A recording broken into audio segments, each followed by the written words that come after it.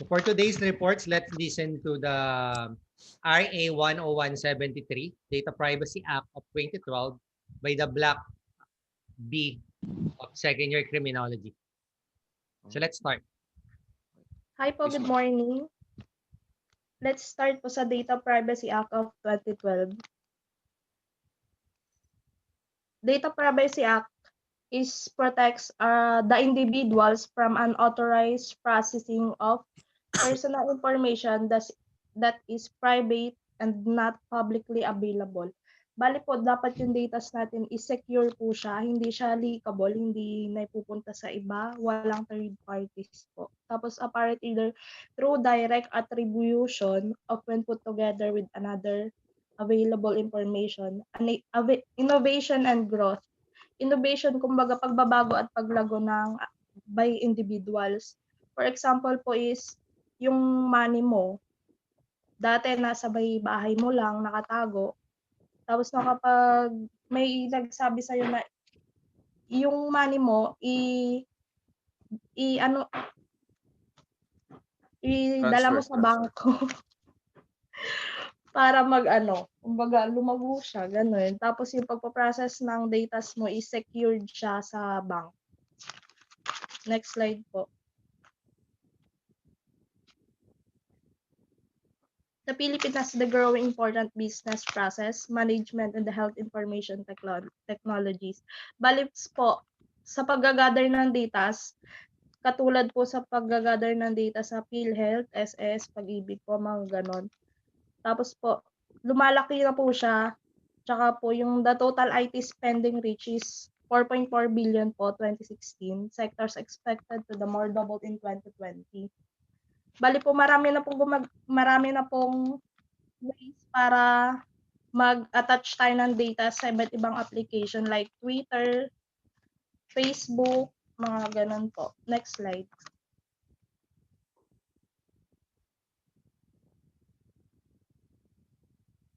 In 2012, the Philippines passed the Data Privacy Act of 2012, comprehensive and strict privacy legislation to protect the fundamental human rights. Yun naman yung talagang yung kabuluhan ng meaning ng Data Privacy Act is to yung protect the fundamental rights ng isang individuals, tapos yung privacy niya. Next slide.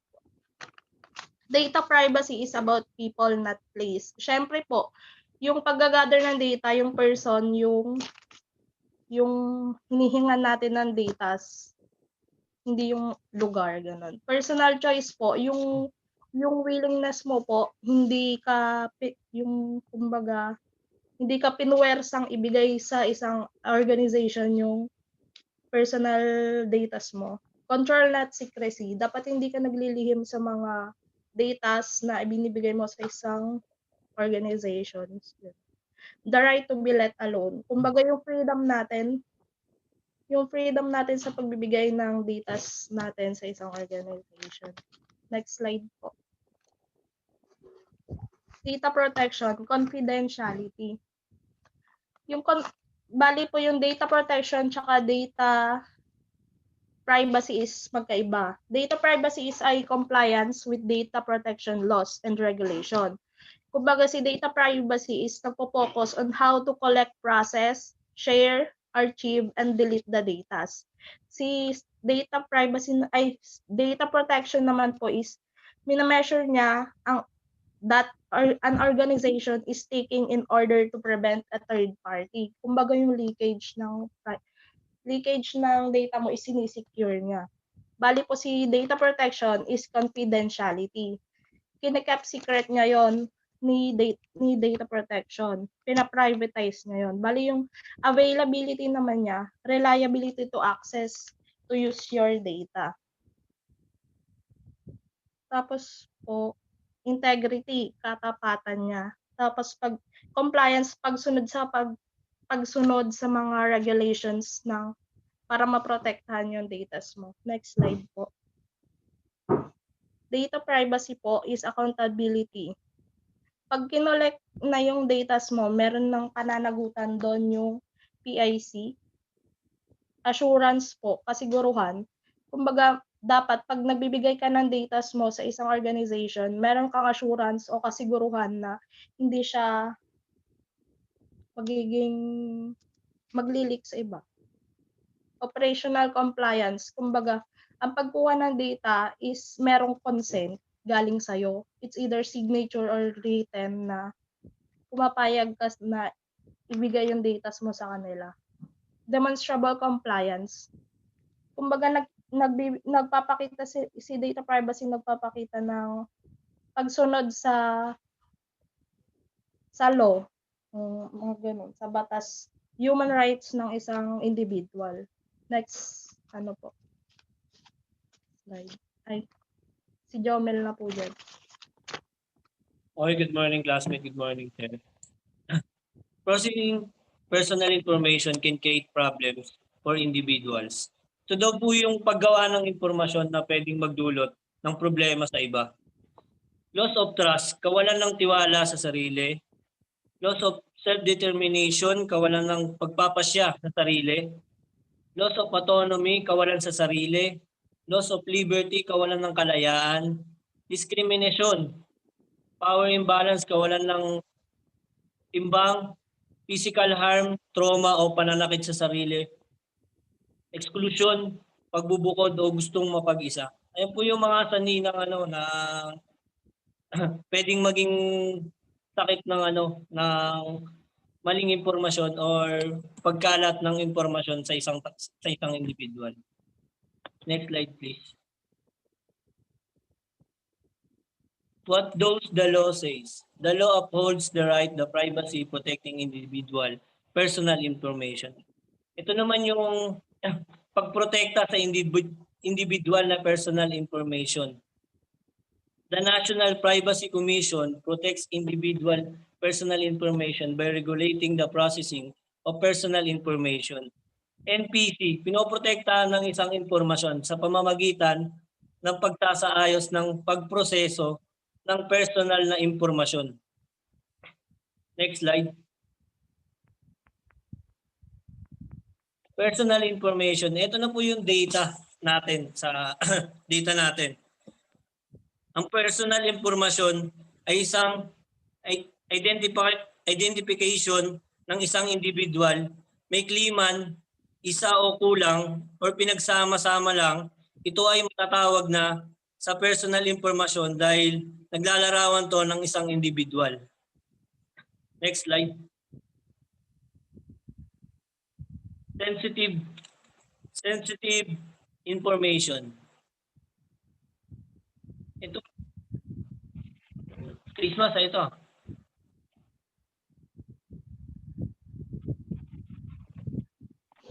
Yes po. Sensitive formal information po. Kumbaga ito po yung mga sensitive na hindi natin po pwedeng i-share sa ibang organization kung binigay na sa inyo yung isang data ng isang individual. Race po, ethnic, origin, marital status, age. Kumbaga yan lang po yung mga pangunahing kinukuha sa mga datas nyo na sensitive po. Next slide. Data Privacy Act po of 2012, person defined in the law. Yung data subject po is, yun po yung individual na kinukuha na, it is the individual that your personal information is being processed po sa data subject. Yung pinaprocess pa lang yung data mo. Sa personal information controller naman, kung baga sila yung nag-i-instruct kung ano yung gagawin. Sa personal information processor naman, sila yung outsource sa pagpoproseso. Next slide po.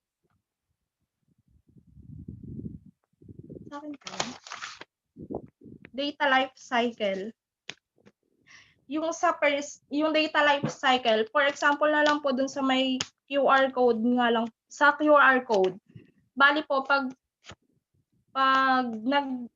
nag-sign in ka doon, andun na yung mga datas mo. Bali na-collect na ng organization yung datas mo. Tapos po, next niya po is process. Ina-analyze na kung ikaw talaga yun. tapos share sa ibang tao para meron silang information about sa'yo. Tapos nire-retain nila, kumbaga sinisave nila para, for example, sa may isang nagka-COVID na nakasabay mo, kumbaga matitrace nila na ikaw din yung andon. Tapos i-destroy. Yung sa pagde-destroy sana yung physical destruction siya ng hard drive. Nga lang, hindi ko lang alam kung papaano i-destroy ng QR code yung mga yung mga datas na nakakalap nila.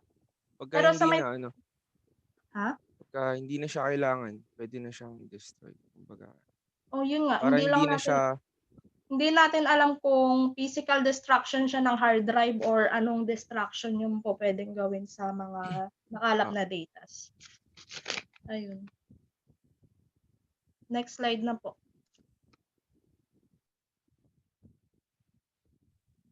so good morning sir, good morning classmates. So, knowing your data privacy rights. So, alamin natin yung mga rights natin bilang isang data subject. Yung sinasabi ganyan data subject, pag sinabing data subject, yun yung ano, yun yung, ikaw yun eh, tao yun eh. Kaya ka naging data subject kasi yung data mo, na-process na ng isang organization, yung information mo, nakuha nila. So, ikaw yung data subject nila. Ikaw yung data subject ng isang organization. So, ano, bilang isang data subject, kailangan alam natin yung privacy natin, yung karapatan natin. So, ito na. Under RA 10173, people whose personal information is collected, stored, and processed are called data subjects. Gaya nga na sinabi ko kanina, organizations who deal with your personal details, whereabouts, and your preference are duty-bound to observe and respect your data privacy rights. So, dito, malalaman natin kung ano ba yung mga rights natin. So, yan, data subject. Right to be informed. Oh, bakit kailangan tayong ma-inform? Siyempre, yung right to be informed kasi, yung data kasi natin parang personal property yan eh. Pangalan natin yan, pangalan, lugar, yung saan tayo nakatira, basta tungkol sa atin. So, kung yung gamit nga natin na physical, di ba, hinihiram, kailangan ng consent natin bago kunin. Eh, yung personal pa kaya. So, kailangan, bago kunin yung information natin, kung sino man sila, kailangan magpaalam muna sa atin. Kailangan ng consent natin. So, yung right to access naman, parang yung ano, limbawa, ikaw nasa isang public na lugar. Tapos, nakuhanan ka ng CCTV doon, eh merong isyong nangyari about sa'yo. So, karapatan mong may access yung footage nila kung gusto mong ipa-delete yon or hindi. Kung gusto mong tawag dito, yung makita yung footage na yon, ipapa-review mo, ganun, re-reviewin mo, pwede. So, karapatan mo yun kasi ikaw yung andun sa CCTV. So, yung right to object naman, ito yung karapatan mong umalis. Kumbaga sa isang bangko, halimbawa, hindi mo nagustuhan yung pamamalakad nila kasi feeling mo parang niloloka nila, ganun. Napaka-responsable ng bangko na yun. So, karapatan mong mag-object sa kanila na aalis na ako, ganun, lilipat na ako ng bangko. So, hindi ka nila pwedeng pigilan. Tapos, karapatan mo din na ipa-delete yung mga information mo. So, right to damages. So, dito papasok yung penalties. Once na binviolate ng isang organization yung privacy mo, o kaya yung isa dito sa rights na to, na violate nila, may karampatang parusa yun. Halimbawa, yung improper disposal of information mo. Ganun. Yung ganun. Tapos, next is right to erasure or blocking. So, kakonekta siya sa may right to object. So, karapatan mo ring ipabura yung info mo kasi info mo yon, sa'yo yon, wala silang karapatang i-hold yon. Kung gusto mong burahin yon, pwedeng-pwede kasi info mo yon. Hindi nila pwedeng i-hold yun ng habang buhay. So, naulit ata. Yan, naulit. So, right to data portability. Yung right to data portability, yun yung pwede mong i-move, kunin, manghingi ng copy, or kunin yung mismong record mo. For example, sa doc, sa mga hospital, sa doktor mo mismo. Nagpa-check up ka na doon or nagpa-consult ka na last time, so may record ka na doon. O kaya siya talaga yung doktor mo, so marami ka na records, nandun lahat. So pwede mo siyang kunin mo siya, manghingi ka ng copy or kunin mo na pati yung original copy kahit ano. Tapos kung gusto mo lumipat ng ibang doktor, pwede naman. Dala mo yung copy niya na yon, yung records mo, medical records. So mas madaling makikita ng doktor kung ano yung problem mo. So mas mabilis masusolusyonan. At saka yung data mo, wala na dun sa isang doktor, di ba? Hindi siya magulo. Hindi kakalat yung data mo kasi mali mo, pa-check up ka na naman sa ibang doktor. For example dyan, yung ano pa yung sa may mga COVID patient. So hindi nila pwedeng ikalat yung data nun. Sa kanila lang, sa mga doktor lang. Hindi pwedeng ilabas. So isa pa yon. Tapos yung right to file a complaint, once na na-violate niya yung isa dito sa rights na yan. Kunyari, minsan nakatunog ka na, medyo niloloko ka na, yun, karapatan mo din mag-file ng complaint. Tapos sabihin mo kung ano yung complaint mo sa NPC. Doon ka magpa-file ng complaint sa National Privacy Commission. Sila kasi nag-handle nun. So file ka doon kung ano man yung kaso. Tapos yung transmissibility, in short, transferable yung yung kung legitimate yung pagta-transfer mo, kunyari, yung tagapagmana mo talaga, apo, anak, ganun. Ta-transfer mo, dito naman, pinag-uusapan dito is physical property. Kumbaga, ano lang to karagdagan lang tong transmissibility na to Para, ayan, ta-transfer mo yung pamana mo, yung mga physical property sa Kasi nga, matanda ka na, ganun. Wala na mag-handle nun, kundi yung apo mo na lang. So, 10 reasons why privacy rights are important. So, eto na. Kung bakit mahalaga kung bakit mahalaga yung privacy na privacy rights, kung bakit mahalaga na malaman natin bilang isang data subject. So, 10 reasons why. Privacy rights prevent the government from spying on people. So, ito, isang example din na to sa atin, sa local. Yung QR code nga din. 'Di ba, halos lahat talaga ngayon naka-access doon. So, ang government natin merong kakayahan na mag-spy sa atin kasi nasa kanila yung information natin lahat. So, ang sinasabi dito, dapat alam natin na kung wala naman dahilan yung government para tignan yung records natin o yung information, dapat hindi nila tayo spy.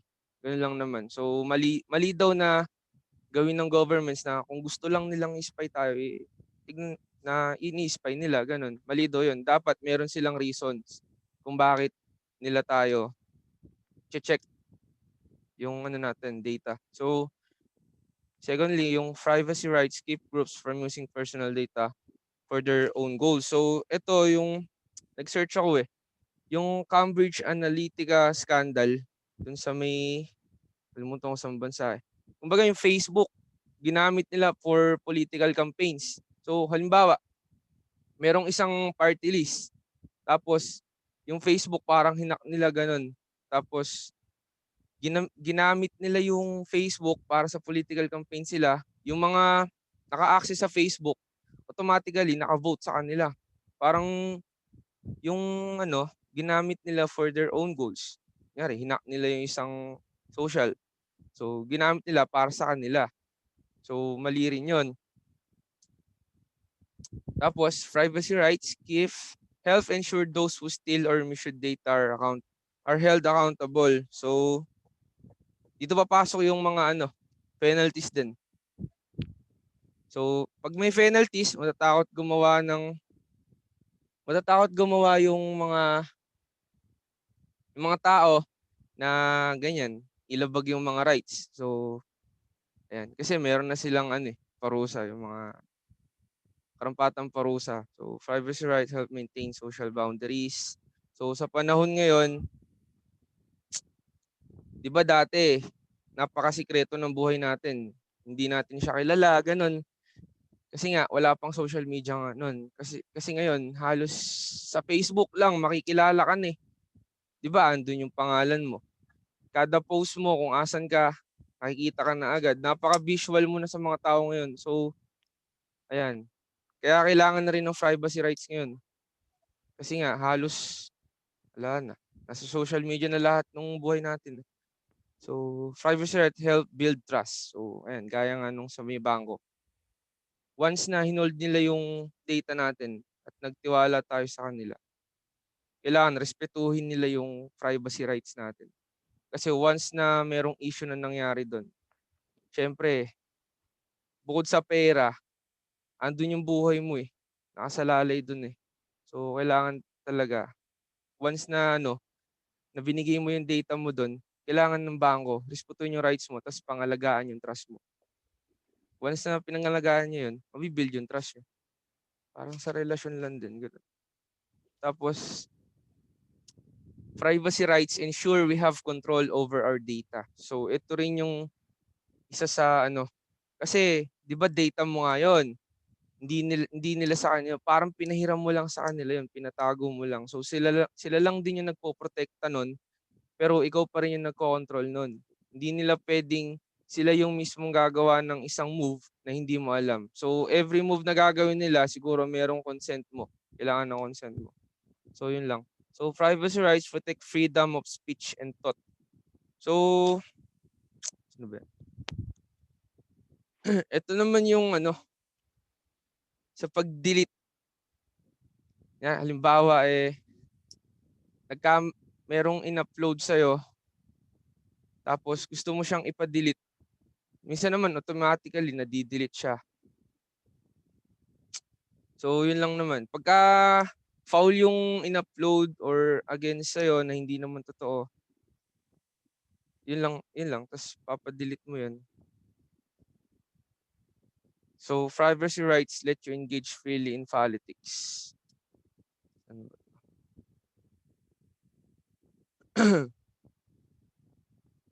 So, yan. Pagka bumoboto tayo, kailangan may freedom tayo na hindi dapat malaman ng iba. So, kailangan may sarili tayo kasing ang tawag dito. Yung pananaw, yung gusto, kung sino yung iboboto natin. Kaya kailangan, hangga't maaari, wag mong sabihin yun. Kasi minsan sasabihin nila, ba't ganun iboboto mo? Ba't si iboboto mo, di ba? Kaysa maguluhan ka, wag mo na sabihin yun. Tsaka, pagboto ngayon, tawag dito. Tsaka pala, okay na, kalimutan ko. Privacy rights protect reputation. So, ito rin, yung sa social media, sobrang kalaban natin ngayon. Tulad nga nung nangyari doon sa may flight attendant, yung mga kaibigan niya, yung kasama niya, pero hindi naman pala siya halos sila yung suspect. So, nabash agad sila. So, karapatan ng mga hinalang suspect na yun na ipa-delete yung videos. Kung ano man yun, sana, karapatan nila yun kasi wala pa naman yung final na findings. Kumbaga, ayan, nabash tuloy sila kasi na-upload agad yung mga videos. So, meron ding yun, meron ding penalties yun. Mamaya, dito, after na to, makikita yung mga penalties. Privacy rights protect your finances. Yan, yung mga banks, companies. So, personal data should be protected. Identity. So, credit cards, yung mga ganun. Tapos, pangalan mo, yung mga identity mo. So, yun lang. So, yun yung mga reasons why na malalaman yan pagka kasi, di ba, magkakaroon tayo ng credit cards. Yung mga rights natin, tandaan nyo. So, yan, next. Thank you.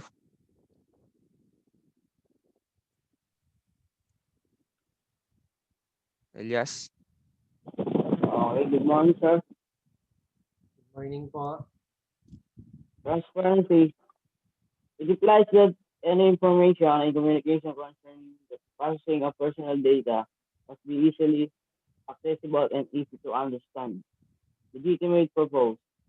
The processing of information shall be compatible with the declared and specified purpose which must not be Hello, medyo cultural, choppy. moral, General or Nela. public purpose. Ayan, para tayong piloto Yes, eh. sir. Medyo linawan mo lang, medyo choppy. Baka sa signal or Okay, sir. baka masyado malapit sa yung mic. Proportionality. The processing of information shall be adequate, relevant, suitable, necessary, and not excessive in relation to a declared and specified purpose. Personal data shall be proposed only if the parsing could not reasonably be fulfilled by other means. Next page.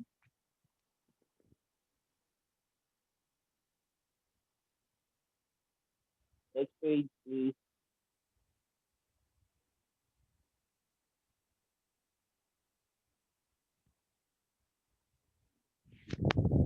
Ano yung nangyari? Yan, pababa na daw tayo sa himpilang pang liparan ng NAIA. Sabi ng piloto. Parang piloto kasi si Okay, sir. Brad Ornelas. Ayan. Next page na, sir. Next page.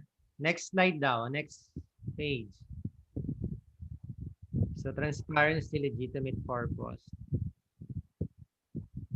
Refers to any clearly given specific informed indication of failure by the data subject of this collection and parsing of personal information about and or relating to him or her. It shows the freedom of collecting data patungkol sa mga personal na impormasyon tungkol sa kaugnayan nito sa tao at sa mga kamalayan. Ito tungkol din po ito sa kanya-kanyang naproba sa pamamagitan po ito ng pagsang-ayon o mababadali, lalo na kung ito ay tala na pamamaraan o nagpapatunay na ito ay totoo at may pahintulot ng isang ahente na gawin ang paksang ito. Ito naman po sa page 23 sa really given specific form of indication of will.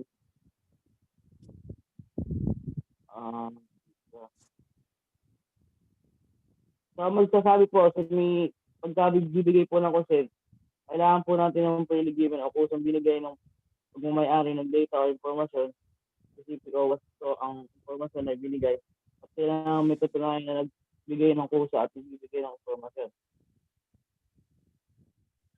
Dito po sa ang consent ay maaaring mapagsangayan sa pamamagitan ng pagpirma ng kunwari po sa online o pag-send ng information sa email or Gmail at oral confirmation. Ito naman po sa to make it short consent is simply pagpayag na malaman at magamit ang personal information data, kailangan ay make terms of condition na mag-agree ng pagbibigay ng consent. Linawan mo konti.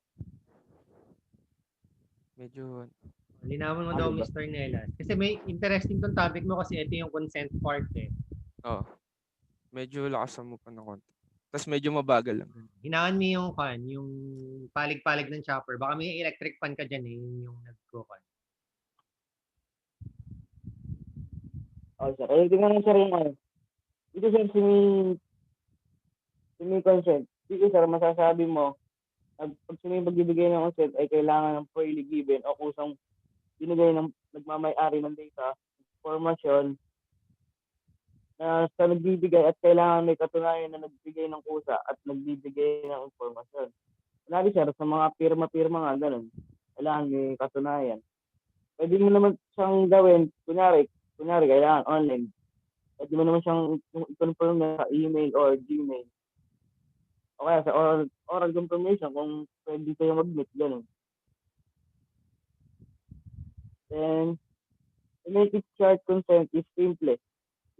Simple lang. Sa pagpayag na malaman at magamit ang personal na information ng data, kailangan may terms of condition kung mayroon silang kasulatan ganun na agree sa pagbibigay ng consent siya.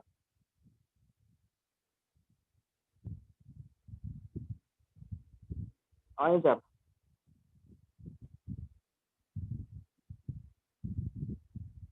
Okay na, Mr. Nelas? Yes, sir. Okay ka na ba? So, next Ako natin. na ba? Sige, balikan mo alay consent niya. Can you give us example ng mga consent niyan, yung pagbibigay ng consent, Mr. Nelas? Agreement. mga Scenario, magbigay ka ng scenario na nagagamit ngayon. Lalo na ngayong pandemic, di ba? Yung mga nagko-QR code. Kasi kung natatandaan nyo, kung nag-fill up na kayo ng QR code dito sa Kabanatuan, the first part, bago ka mag-fill up, meron doon data privacy agreement muna. So yun kasi yung consent. So pag tinik mo na yung check, sir. Opo. checkbox Check. doon, Opo. tapos ayun na, that means ina-accept mo yung sa data privacy nila. So hindi lang kasi masyadong clear no kung siyempre sobrang medyo mahaba kung babasahin niyo pa siya. Pero Yes, yung sir. pinag-usapan natin yung mga nandun. Kasama dun yung protections, kasama dun yung hindi na pag-distribute, at yung pagde-destroy ng data. So in Yes, a given period nakalagay po dun. Yun yung consent na sinasabi ni Mr. Nelas. So siyempre importante yun dahil dun nakalagay nga yung rights natin as a data subject. Then kung ano naman Pati rin, yung opo. kung ano yung gagawin ng company or third party. Ayan. Go ahead, 30. Pati rin, sir, ata ngayon yung Facebook. May ganun na. Yung data privacy The first time we agreement. created naman na the Facebook talaga eh. Kahit mag-install kayo ng kahit anong apps, may Application data yan, privacy. sir. Opo. May data privacy agad. Lalo na sa mga emails. Kasi talagang bawal na ibenta yung data natin sa third party. Pero hindi talaga siya may iwasan pa sa mga onlines ngayon eh. Knowing na yung behavior na activity natin, kita mo pag bumili kami sa Shopee or nag-open kami sa IG, kaya hindi mo in-open sa Facebook, tignan mo yung ads na sa Facebook na din. Nasa Facebook. Interconnected na sila. Ang ginawa nila ay nag-connect sila eh, na parang isa silang apps. Social band. Napaka-importante ng consent. Anyway, hindi ka na, halimbawa, sa QR code naman, pag hindi mo chinek si consent, data privacy agreement, so wala kang consent, hindi ka na makapasok ng mga mall. Diba? So wala Yes, ka rin ibang choice, hindi check talaga. Check. At least alam mo na protected ka naman. Ayun. So, sa school din ngayon, pag nag-enroll kayo online, ang first page nyo makikita is yung data privacy agreement. Try nyo mag-check online ng online enrollment na natin ngayon. Actually, pinaplug ko lang na pwede na kayo mag-register online. Yes, sir. Pero yung first page po, doon is data privacy. Pag wala, sabihin nyo sa akin kasi ako yung isang part ng data controller dito pag hindi nila nilagay. Pero pinalalagay ko yung lagi. Ang nagkulang lang sa Gallego last time nung nag-enroll kayo, walang data privacy na maliit na papel. Sa iba kasing company, dati sa SM, di ba, pag pumasok kayo, may maliit na papel. Tapos may data privacy act na sobrang liit na hindi mo rin mabasa. Na parang ayaw nilang pabasa. Tapos yun, di pirmahan mo naman din. Pero ako kasi, nilalagay ko lagi data privacy act. Kasi wala silang nakaligay na agreement. Pag wala, pwede mo kasi siyang tanggihan. Hindi sinasabi kaninang rights mo na pwede mo tanggihan. Go, 30, baka may additional ka before mag-jump tayo sa ibang. Wala naman na po, sir. Okay na. At tapos mamaya balikan natin yung part ng report ni Chrisma, yung sa mga information na sensitive. Kasi marami tayong pwede pag-usapan din. Okay, sir. About sa race, kasama din yung gender. Ay, yung mga sensitive, sir, na information. Kasi yun yung madalas talagang nakakalat. Oh, okay po. So, next na reporter. Chrisma.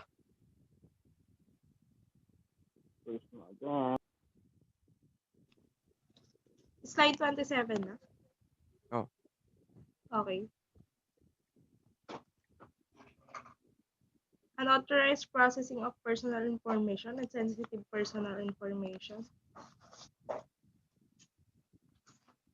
Bali po meron siyang kaukulang pag na-evade yung loss ng pagpaprocess ng personal information is pag yung unauthorized processing of personal information and sensitive personal information. Kumbaga, walang pahintulot na pinaprocess yung informations nyo, like yung sensitive personal information. Meron siyang karampatang imprisonment ranging ng 1 to 3 years. Tapos yung fine niya is 500,000 to 2 million pesos po. Next slide. Access personal information and sensitive personal information. Kumbaga, Due to negligence. Due to negligence, kapabayaan. Oh. Due to negligence.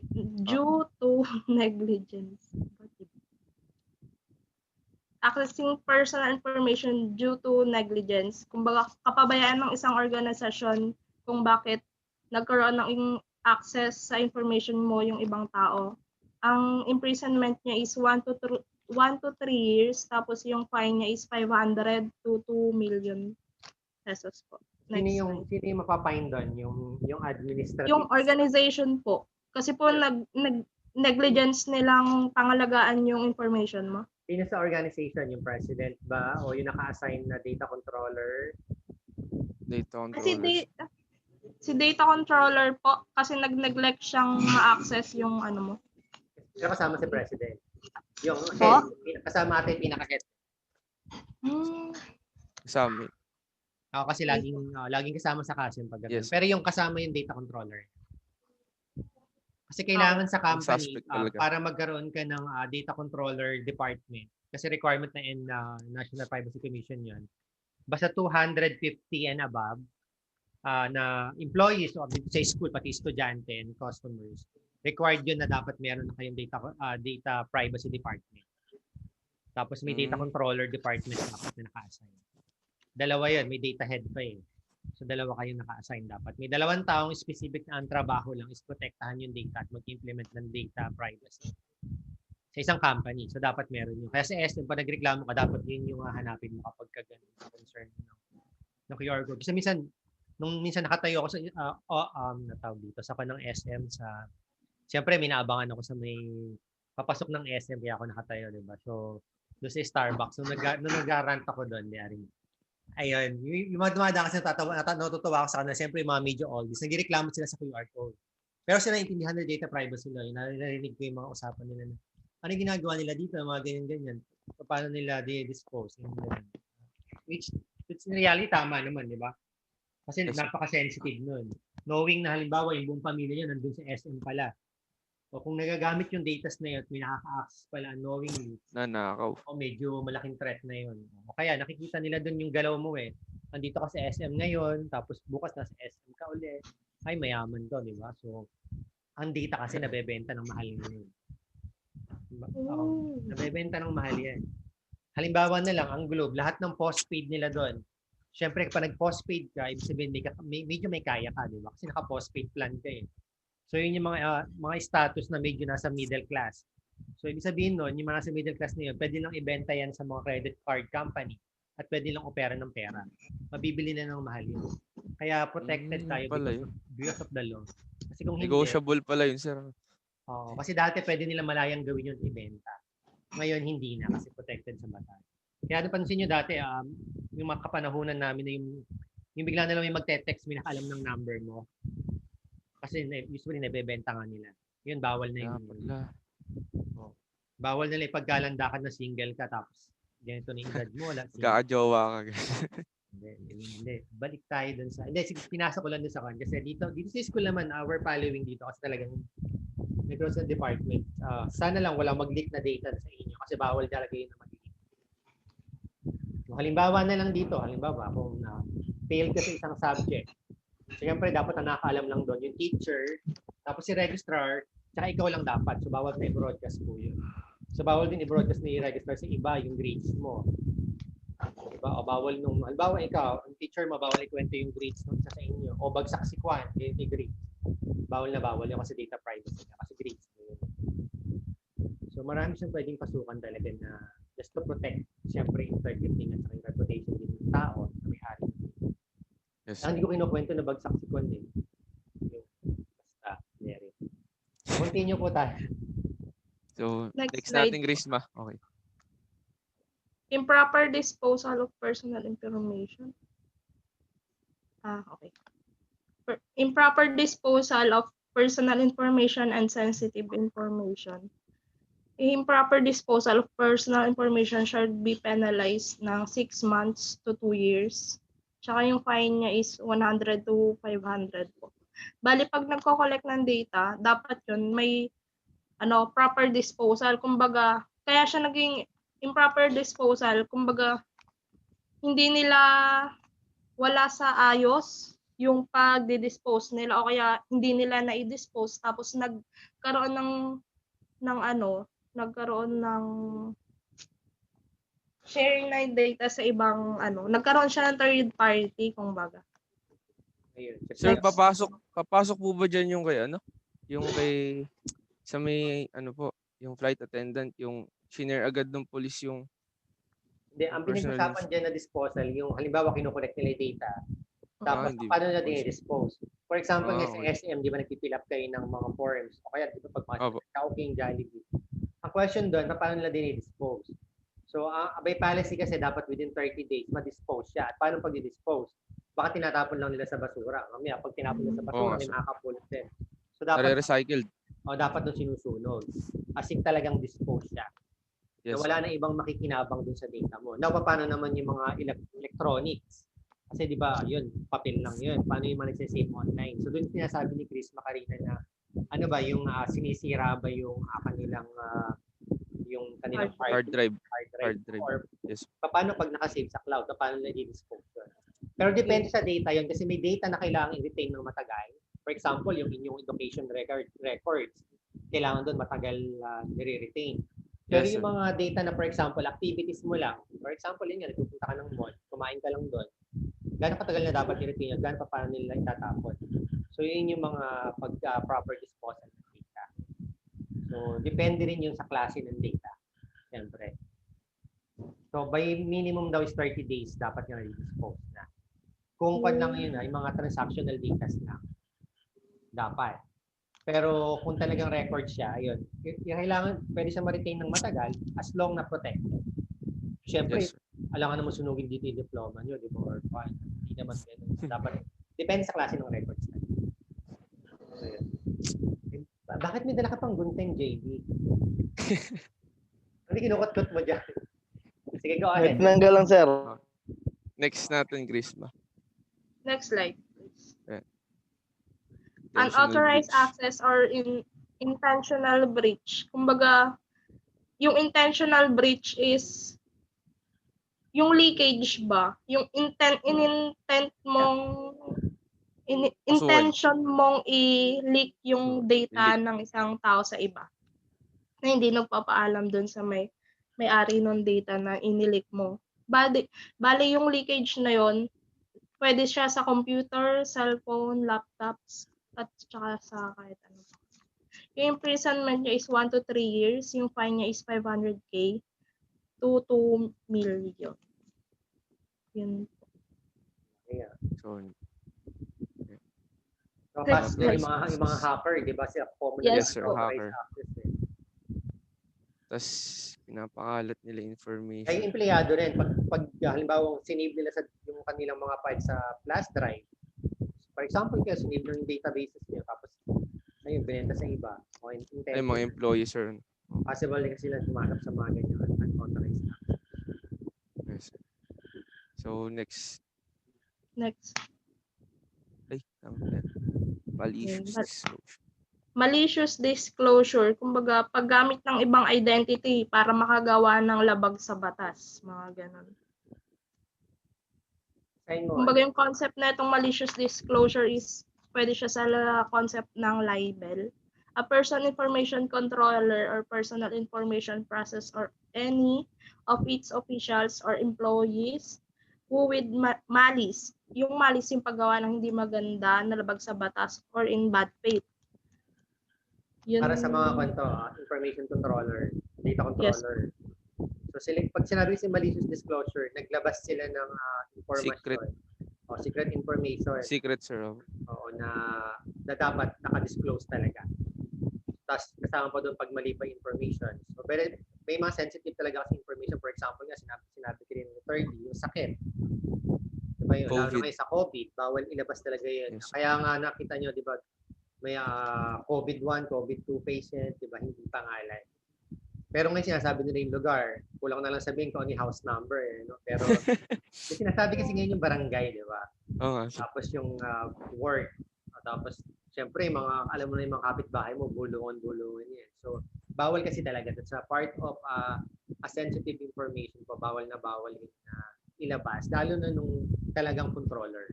Kaya kung titignan nyo, mabigat na 500,000 to 1 million, tapos 1 year and 6 months. Dapat pala hindi ko kinuha yung data controller dito, madadami pa pala ako sa kaso sa pagka may Kaya mo yan, sir, bayaran? Hindi, yung kulong nga ang problema doon, hindi. Hindi naman ako yung main, kumbaga ko lang ako doon sa subordinates lang naman yan. Ayan. Pero yun, tama naman din kasi siyempre, trabaho mo yun na protektahan. So bawal talaga, Yes. dapat always in good faith ka kung ano may malaman mong information. Yan yung mga common issue. For example na lang, meeting, closed door meeting. Di ba? Pag closed door meeting kasi gusto nila lang doon, yun lang dapat nakakaalam ng information. Ito common na nangyayari dito yan sa school, pero common din to sa kahit anong company. Bigla na lang magli-leak yung mga closed information. So doon pumapasok kasi yung mga talaga sensitive information. Yes, Ayan. So, next natin. Yes po. Unauthorized disclosure po. Kumbaga, yung revelation ng unauthorized revelation of your identities, yung parang yung sinabi lang din po ni Sir, may pagkakatulad sa mga COVID patients po. Kumbaga, hindi siya full data yung paglalabas ng mga identities ng individual na merong COVID. Names. Hidden yung names. Mm-mm. Hindi Pero given. magaling mag-imbestiga yung mga tao ngayon. Ewan ko ba kung ba. Nagiging Ayoko, sir. detective. Agad-agad. Kilala ko yun. Ega. Kilala Ay, ko yun. Daming oo. detective sa investigador ngayon. Kaya pa lang gusto ka ako mag-police, hindi sila nag-police. Next slide na tayo. Next. So, Richmond Rivera. Calling. Hello, good morning. Morning, sir. Morning, Richmond. Why is Data Protection Privacy Act important? Data protection is crucial for companies as well as consumers. So, kaya importante sa atin yung data protection. For example, sa mga companies, meron silang pinoprotektang trade secrets, posibleng yung mga investors nila.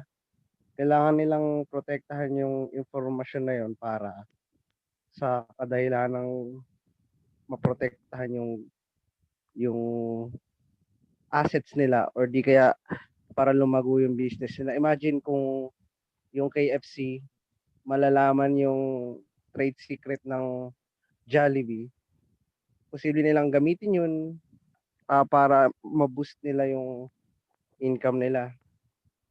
Pagka naman sa ibang kumpanya katulad ng Apple at saka mga Samsung ganyan, pwede nilang malaman yung pagka nalaman nila yung isang sekreto ng isang kumpanya, pwede nilang gamitin yun against dun sa other companies to gain the upper hand. Sa mga consumers naman, sa mga katulad nating individual, importanteng protektahan yung information natin kasi pwedeng maging cost ng buhay natin yun o di kaya pwedeng maging cost din ng ari-arian natin. For example, pinakamagandang example ko yung nanalo ng loto dito sa Gapan, Nueva Ecija. 37 million, ano? Yes, sir. Tama ba? Napakalaki.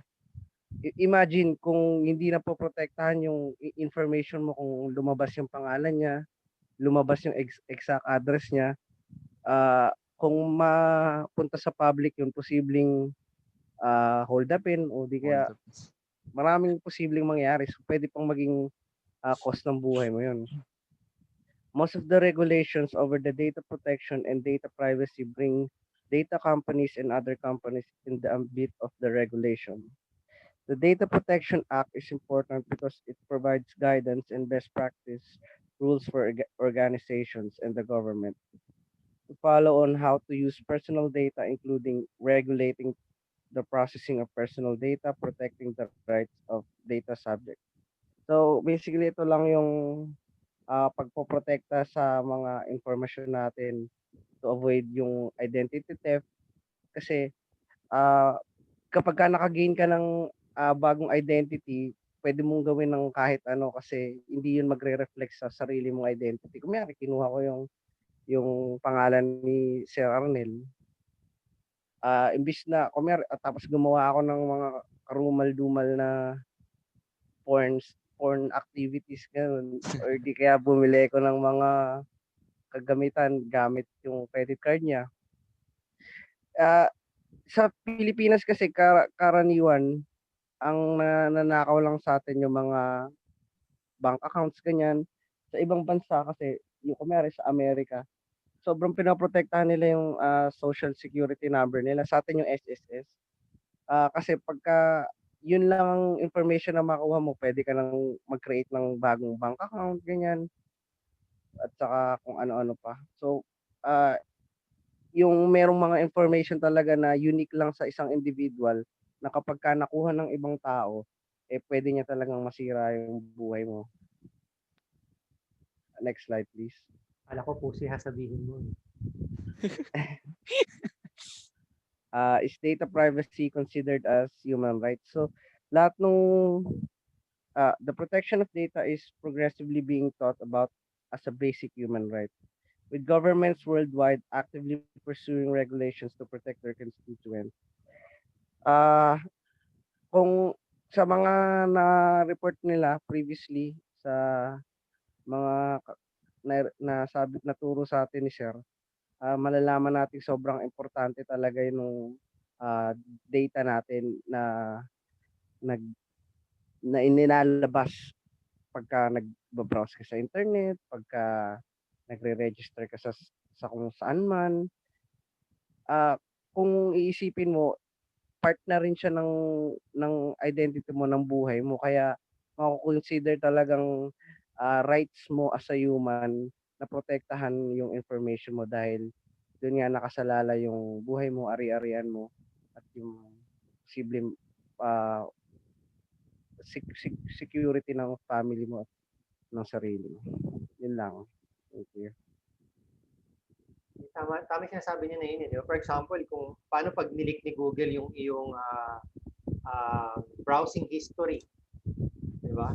O sa browsing history mo lang, malalaman na kung anong klaseng personality ka. So talagang kailangan protected. Mamaya ilalabas ni Google na ito pa lang si Kwan, ang browsing history niya. 50% porn. Tapos yung porn pa niyang sinesearch, mga yan, di ba? Siyempre, Man to man. Mga man to man. Family. Man to man pa ang gusto niya. Mamaya ang sinesearch ko, yung mga, di ba? Siyempre, bawal yun. Child pornography, so dalawa may Bawal. kaso mo. Kasi ibang kaso yung child pornography eh. Sa child pornography, kung meron kang possession o meron kang hawak na copy ng video ng child pornography, o kaya nag-access ka, pwede ka nakasuhan ng child pornography. Yun, pag dinownload mo, sir, kaso na yun. Basta may possession ka, meron kang copy or willfully in-access mo siya, pwede kang madamay sa child pornography. Baka may pedophilia. Hirap pala yun. Sa Pilipinas, talagang ganun. Super protected yung bata. Hindi lang bata. Ang definition ng child sa Pilipinas is 18 and below, saka 18 na psychologically incapacitated. Na yan, hindi kaya pagtanggol yung sarili. So, pwede siya i-consider as child. Ayan. Ikaw pa rin ba, Richman? Continue. Yes, sir. So what needs to protect? Yung katulad nga ng sinabi ko, ito yung mga example ng information na kapag ka nag-leak, pwede na lang gamitin against you. Yung name, yung address, pwede na lang malocate yung kung saan ka nakatira, pwede ka na lang siguro bagsakan ng bomba, ganun, trip nila. Pag nalaman nila yung location mo. Ito yung sa Tax. Tax tax identification. mo, yung binabayaran mong tax. Oo. So ito yung parang special na number mo na katunayan na nagbabayad ka ng tax. So kung alam nyo kaso din yung tax evasion, yung hindi pagbabayad ng tax. So pwedeng, for example, pwedeng gamitin yung number mo at ewan ko. Basta Makikita kasi doon, pag nakita yung tax identification number mo, malalaman din kasi doon kung gaano kalaki sinusweldo mo. Kasi depende yung binabayaran mong tax sa sweldo. So, napaka-importante siya. Kasi, yun na, dun nga, connected yan sa government IDs natin. Kaya nga mali rin ito isang pinuna sa Gallego, which ito pinag-aralan lang naman natin kasi nasa ID namin yung PIN number namin. So dapat kasi dito naka-disclose. Nandito yung PIN number Yes, sir. namin, nandito yung pag-ibig, ito na nga yung pag-ibig ko, nandito pa yung number ka ako, tapos yung SSS, PhilHealth, nandito lahat. So kapag ka nawala to, sa mismo SSS ID nga hindi mo makikita yung kasi swipe na kasi sila eh. Kasi dapat hindi siya dapat naked eye. Kasi mamaya nakasulubong ka lang sa mall. Ako mahilig pa naman ako yung pag may nakita ako tapos nakaganon yung ID minsan titignan mo yung kanya, di ba? Kung magaling ka magkabisado. Kaya ako magaling ka pumindot ng cellphone na mabilisan. Sa Japan, alam mo sa Japan, ang cellphone nila naka-on lagi ang shutter ng camera. Kasi di pa siya nalalower ang volume, malakas. So para kapag nag-capture sila ng picture, alam agad. Kasi ang mga Hapon daw, mahilig pag-picture ng mga sexy babae or makakita ng... So ayun yung naging batas sa kanila just to protect din yung privacy po ng tao. Talagang pag bumili ka ng Japan phone, mapa-iPhone man yan, hindi mo masasilent ang shutter. Malakas. Kaya bawal na bawal kang makapag-picture ng pagnakaw ng picture. Kasi part yun ng data privacy. So, go ahead, Richmond. Contact numbers. Yung SSS number, siguro ito, pwede kapag may enough information na yung tao, meron na siyang SSS number, meron na siyang pangalan, meron na siyang kung ano-ano, pwede na siyang magkumering ikaw, tapos pwede na siyang mag-loan. Kasi Sige mo mag-loan. online kasi ang SSS ngayon pwede ka talaga mag-file. Madaling-madali lang. Pag alam mo yung SSS number. Contact number lang. Online. Ayun, isipin mo maglo-loan yung iba na ginamit yung pangalan mo tapos ikaw magbabayad doon habang nagtatrabaho ka.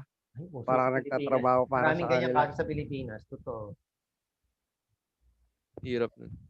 Kaya isa yun talaga sa dapat pinoprotektahan. Yung contact numbers, pwede, ito, sa personal mo to, dapat pinoprotektahan mo rin to. Bank account details para hindi mapasok yung mga yung bank statement mo, yung mga pera mo sa bangko, ATM card, ganun din. Sila sada rin. Pati credit card. Transaction kayo, dapat protected niya yung mga bank account details mo. Oo nga, sir. Yung mga hilig mag-Shopee online. Pero cash on delivery na lang pala dapat. Yes, sir. Mas convenient. Oo, tsaka yung Pay Panda, di ba? May Panda. Tama ba? Si kulay pink sa kalsada ngayon. Pari pa ako, pero puro Food Panda na lang ako. Hindi na lang bumubuhay sa akin sa Food Panda eh. Puro fast food. Hindi, pati restaurant naman din, meron na sa Food Panda. Depende sir sa location, di ba? Oo, dyan lang naman ako. Dito lang naman sa Cabanatuan. At kung anong food na gusto mo, mga restaurant. Pati milk tea, ganun, hindi ka natipid. Pero yun nga, they have to protect your content kasi dahil gaya na. Kikita nila. Ayun, tapos bank, ATM cards, credit. ATM cards. Yan, napaka-importante yan. Pag nag-leak yan, bankrupt ka. Pagka ubos agad yung credit limit mo yun. Hindi naman ikaw gumamit, di ba? Kita mo, yung nakita niyo siguro sa Facebook, yung bata sa Bicol ata umorder ng electronic bike. Di ba? Ang luwag ng magulang. Nagagamit yung Lazada account niya. Di ba? Wala na siyang nagawa. Dumating dun yung electronic bike. Instant pamasko yung bata. Tapos nalaman, yung bata lang pala umorder. Diba? What if mag-leak yung mo, Shopee mo, tapos ang in-order mo pala sa Shopee mga sex toys. O, di ba? Tapos pinost ng Shopee. Grabe naman tong customer namin na to. Kung maka-sex toys, ang kahon yung in-order. O, di ba? Bawal na bawal talaga. They have to protect you as a customer. Kahit yung sa school din, bawal na bawal yun na ipopost yung grades nyo online. Papakitang ganun, no? Puro 5 pa naman, tapos pinakita. Tapos tinag ka pa sa Facebook, tapos yung Facebook niya sobrang luwag. Baka wala man lang kayong accept agad pag may nag-tag, di ba? nakita nung kamag-anak niyo, tulog ka.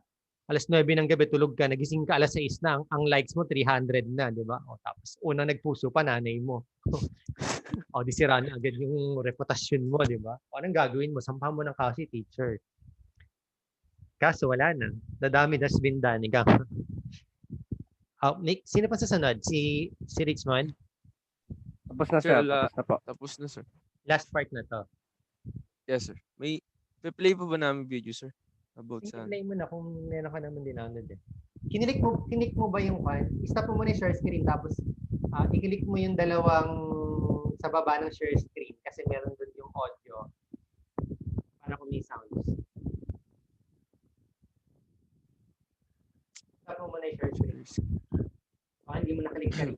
May makita kang dalawang checkbox sa baba ng share screen. Paano ba ito? I-stop mo lang. Wait lang, sir. Nagawa test. Last question and answer. Ayaw.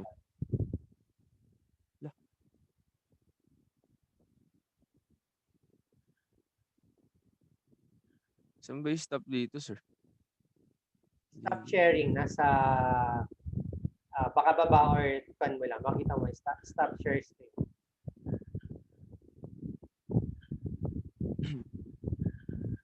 Ako na mag-stop ba? Ayun, eto na, sir. Nakita ko. Tapos Yan. attendance muna tayo kasi wala pa tayo attendance before we play si video. Init. Nag-share screen ako kanina pero ayan, di man wala pa. Nelas, camera, Rhea, RJ, Romel Herminihildo.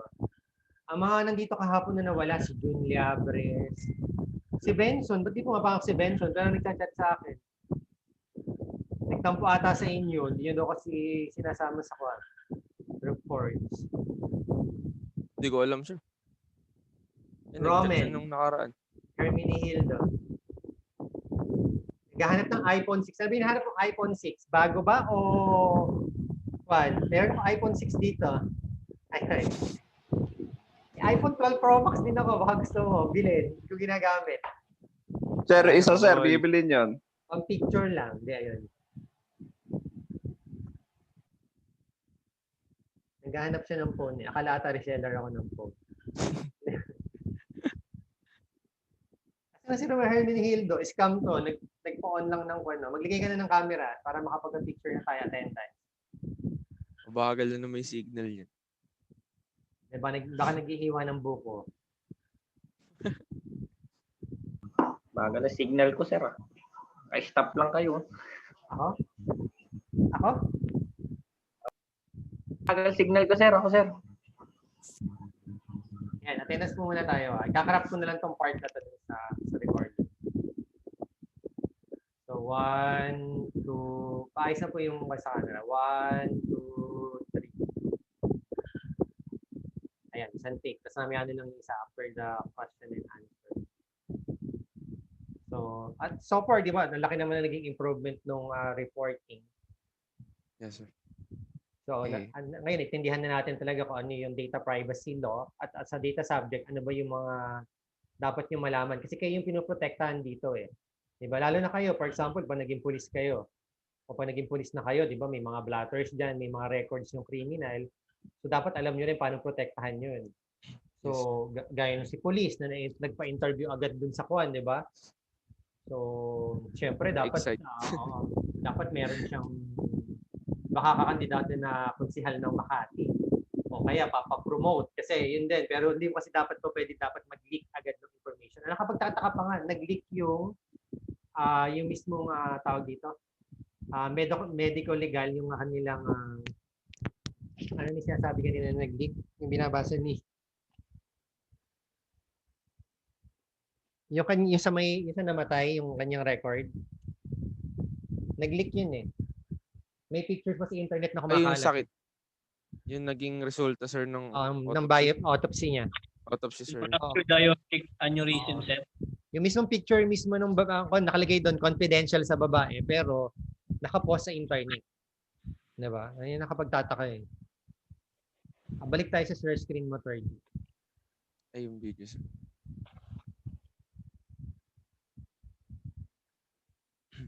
I-click mo yung dalawang share computer sound sa baba, tsaka optimize screen sharing. Nakita mo? Wala, sir. Optimize for video clip. Hindi, pag kinilik mo yung share computer sounds, lalabas na dapat yung card. Wala? Hindi, sir. Ayaw. Oh, sige. Basta yung isa lang. Basta yung computer sound. Try. Saan ba yung... Sa pinakababa. Tapos share screen mo na. Share.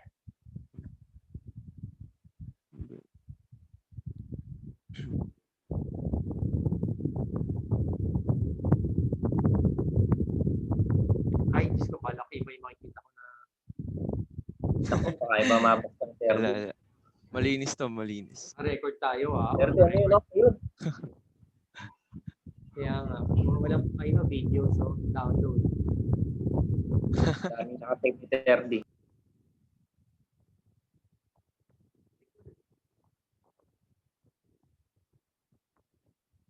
Naglalag. Medyo mabagal.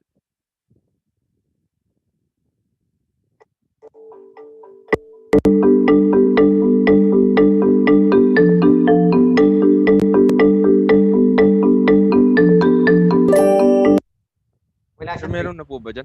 Wala. Audio Wala. lang. Audio lang yung lumalabas. Wala ba, di audio lang. Ang gawin mo, i-play mo muna siya, tsaka ka mag-share screen. Papuntahan mo siya dun sa options. Okay. Sige. Stop share ka muna, sir. Stop share. I-play mo siya, tapos i-pause mo lang. Tapos saka ka mag-share screen yung mismong kung ano yung ginagawa app. Para makita namin yung playlist mo dun sa video player. Ito na. What? Kanta ka muna, CJ. Muna pa rin boss si CJ. Wait lang. Kami share screen.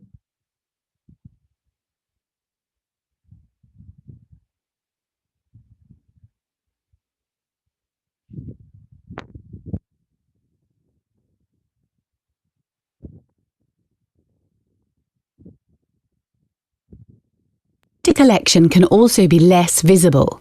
Take data brokers, for example. Ayan. I-back mo na lang. Ayan. Play mo na.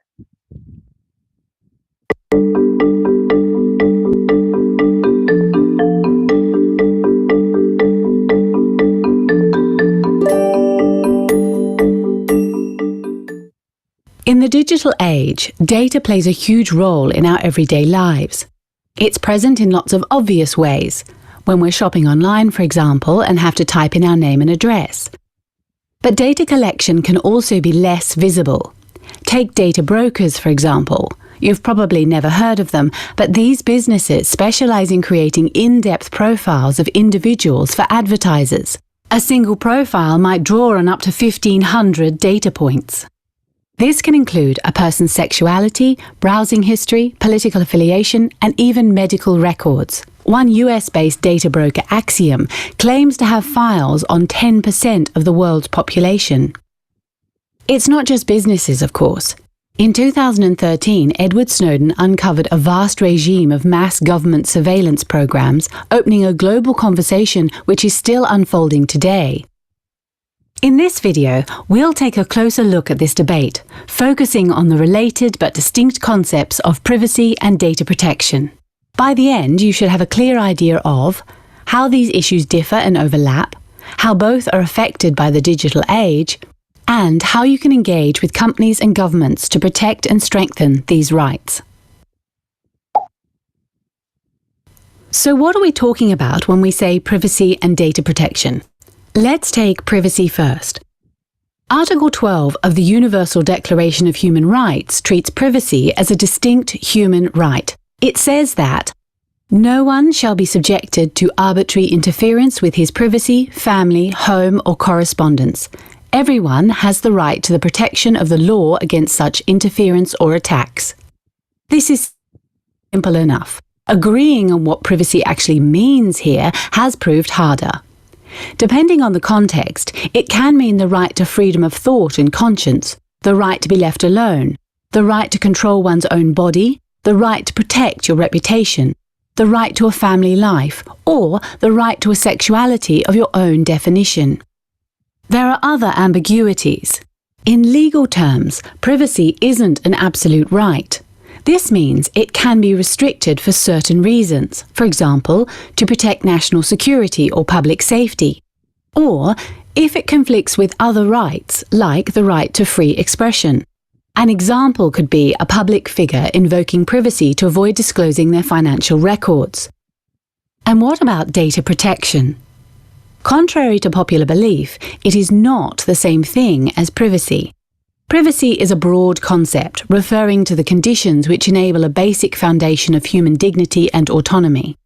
Data protection is more specific. It's concerned with the ways third parties handle the information they hold about us, how it is collected, processed, shared, stored, and used. In other words, privacy is the big picture and data protection is one corner of it. Like privacy, data protection is also subject to limits. For example, when a warrant is obtained allowing law enforcement to access the phone records of a suspect. And while data protection is in some ways more clearly defined than privacy, how it is applied legally can still vary greatly depending on which country you're in. The digital age has created new ways to collect, access, analyze, and use data, often across multiple borders and jurisdictions. Unsurprisingly, this poses challenges for human rights. One challenge relates to the way companies use our data. The Internet's business model depends on people sharing their personal data in exchange for access to content, services, and social media platforms. While you might not pay anything upfront to go on Facebook, they still make money from you by selling your personal information to advertisers. By clicking Agree to Terms of Service, users technically consent to this model. But in practice, virtually no one actually reads them. This is a problem because no one knows what they're really signing up to, which creates opportunities for misuse. Another challenge relates to the collection of personal data by governments. Technological developments now enable governments to monitor our conversations, transactions, and the locations we visit. In some countries, including Russia, Brazil, Australia, and South Korea, companies are legally required to store this data locally for long periods of time, making it easier for governments to get information on their citizens. These measures are often introduced in the name of fighting cybercrime and terrorism. But without adequate protections, this data can easily be abused to target dissidents and activists, undermining freedom of expression and the rights to association and assembly. And these are just the technologies we have now. Emerging technologies like the Internet of Things, wearables, and artificial intelligence are likely to pose new challenges to human rights. As human rights defenders, we need to be prepared for these. There are many bodies and forums where privacy and data protection issues are discussed and defined. National and regional courts have a crucial role here. The European Court of Human Rights, for example, has imposed limits on stop and search practices by the police and on the amount of time data can be legally retained. At the national level, it's common to find a specific public body responsible for privacy and data protection. This can be a specialist post or an ombudsman. But the extent to which privacy is defined and protected varies greatly between different jurisdictions. For example, there is no clear right to privacy in the African Charter on Human and People's Rights. However, there are mechanisms at the international level. Following a UN resolution on the right to privacy in the digital age, the Human Rights Council has established a new special rapporteur for privacy, and various Internet policy forums like the Internet Governance Forum, the Council of Europe, the Organization for Economic Cooperation and Development, and conferences like HOPE and Sci-Fi also contribute to shaping the scope of privacy in the digital age. And finally, we have companies. The decisions of companies can also have a huge impact on data protection and privacy rights. For example, by building end-to-end encryption into their software, as WhatsApp did in early 2016. Let's look at two examples of privacy and data protection in the real world. First, let's look at the Apple versus FBI case. After the 2016 terrorist attacks in the US city of San Bernardino, the FBI asked Apple for the information stored on the iPhone of one of the suspects. However, Apple's operating system is encrypted and only accessible through a PIN code. The FBI asked Apple to modify the system to let them in. Apple refused, opening a lively debate on the right to privacy versus security needs. The case was almost taken to court, but in the end, the FBI found a vulnerability to crack the phone. In privacy terms, this was a legal setback. If the case had gone to court, it could have helped popularize the risks of weakening encryption for society and establish what constitutes a legitimate limitation on privacy by the state. Next, let's look at surveillance in Kenya. In Kenya, a combination of invasive surveillance measures and a lack of adequate data protection facilitated a crackdown on civil society in 2013, which was documented by Peace Brigades International. Many human rights defenders had their offices raided, computers hacked, and phones tapped by the government. One of the ways human rights defenders have been fighting back is by pushing for the ratification of Kenya's first data protection law, long stalled in Parliament. If implemented properly, this could limit the worst excesses of state surveillance. Kenya is by no means the only country to bring in surveillance legislation justified by security concerns. But this example is a good demonstration of how seemingly abstract restrictions on online privacy can have physical consequences in the offline world.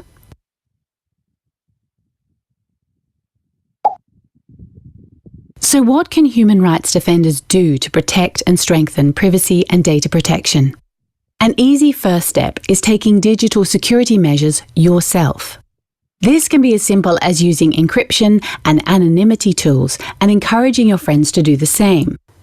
Human rights defenders can also advocate for alternative digital business models, which aren't based on the extraction and sale of data.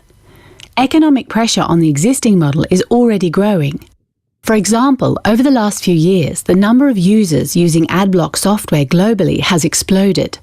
There is evidence that this is already pushing companies to less invasive advertising practices. Engagement in debates at the national and regional level is, of course, crucial. Where privacy protections are weak, human rights defenders need to actively advocate for stronger ones. And even where they are stronger, we need to make sure legislation is keeping up with new technological developments, like the Internet of Things. Ultimately, if we want things to change, human rights defenders need to make these issues accessible and relatable by being more creative about the way we talk about them. When people see how data protection and privacy affects them on a day-to-day basis, they may be more inclined to engage with these concepts. In the next video, we'll be taking a closer look at freedom of expression, association, and peaceful assembly.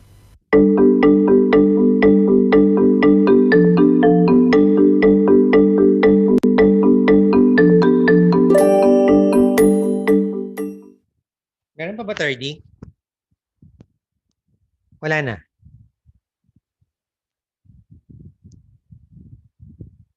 Nawala na si 30.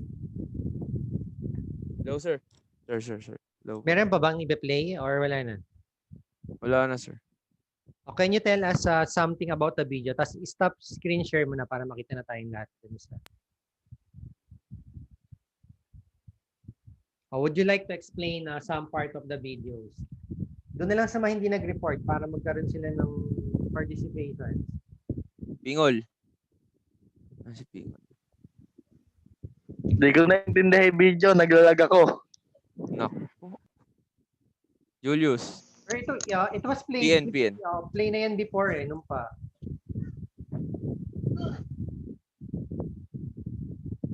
Go ahead, PN.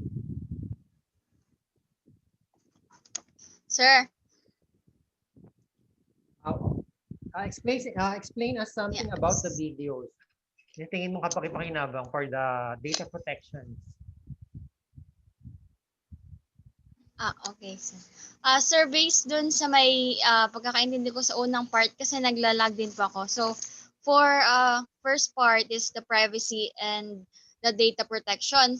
Sa pagkakaintindi ko po, ang privacy dito sa video natin na pinanood is that yung privacy natin as a human, like meron tayong privacy, self-privacy, na pwede tayong yung mga ginagawa natin dapat private, like yung kung ano yung relationship, kung ano yung nangyayari sa buhay mo, ganon. Pag naman dun sa may data protection, tama. Sa data protection, it is about the sinisecure yung mga data from damages or sa pagiging loss or sa even sa unauthorized access.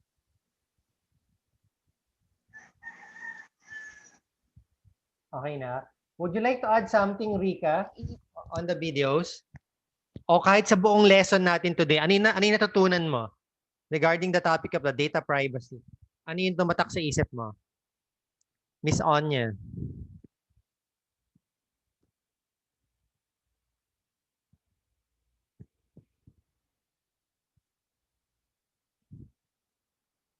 Si Rika. Rika, naririnig mo ba? Hindi to niya naririnig pero gumanon siya, di ba? So wala ka natutunan on the report today about the data privacy.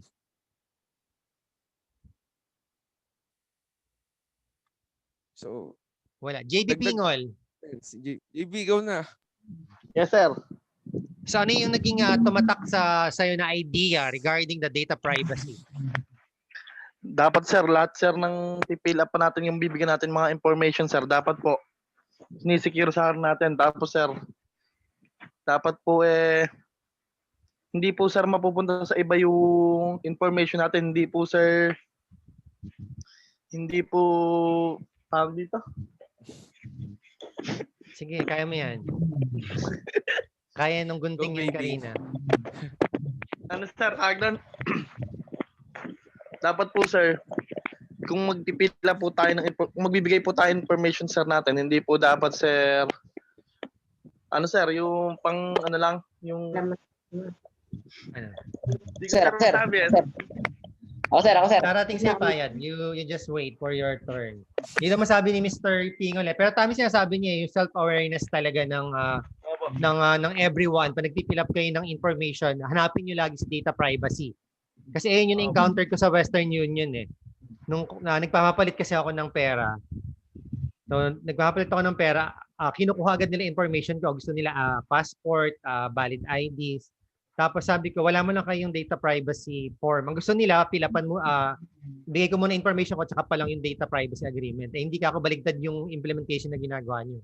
Form muna, tapos agreement, tsaka pa lang ako yung information. Ganun yung nasa batas ka ako. Tapos yung babae, hindi rin siguro, siyempre, ginagawa niya yung trabaho niya. Tinawag niya yung boss niya. So,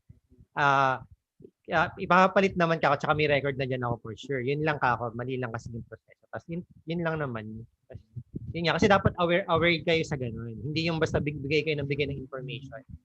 Kasi kung wala rin kayong consent at wala naman din, binigay nyo lang din basta-basta, although pwede naman din silang kasuhan doon. Kaso nga, ayun.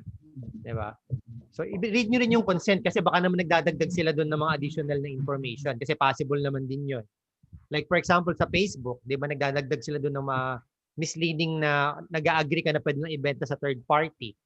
So, nag-agree ka, so wala ka ring habol pagka ganun. Kasi nagko-conflict kasi yung data protection tsaka yung data privacy. Yes, sir. Dito tayo sa susunod. Kay Kon daw, si Payat, bilang nagbo-volunteer, si Malawit pa sana muna eh.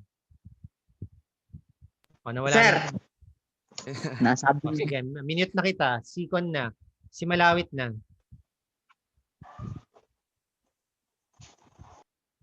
Wala. Sige, Payat. Ikaw na. Sir, sa Data Privacy Act po. Kailangan nagbigay ka ng information sa'yo na sa isang organisasyon. Kailangan bago isiwalat yun, sir, sa ibang kailangan may consent ka para sa sarili mo, sir. Tama po ba, sir?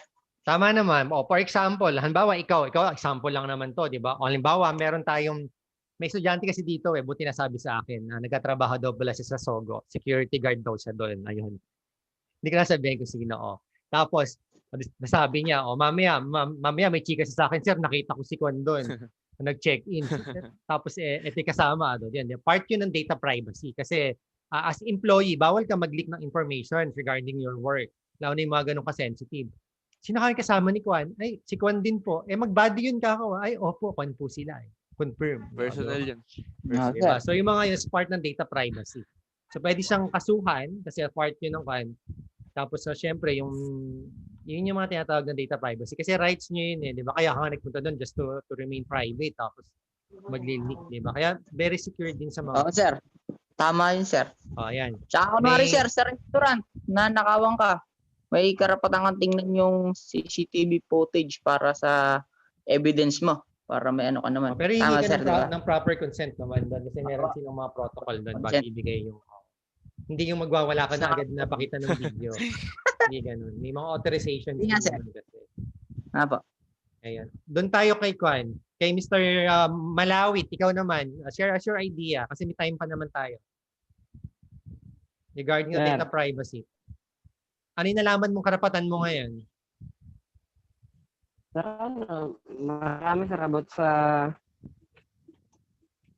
yun sila mga binanggit po ni Richmond kanina, sir. Ano nga yung mga binanggit ni Richmond kanina? Ano yung tumatak sa'yo doon? Sir. Ano?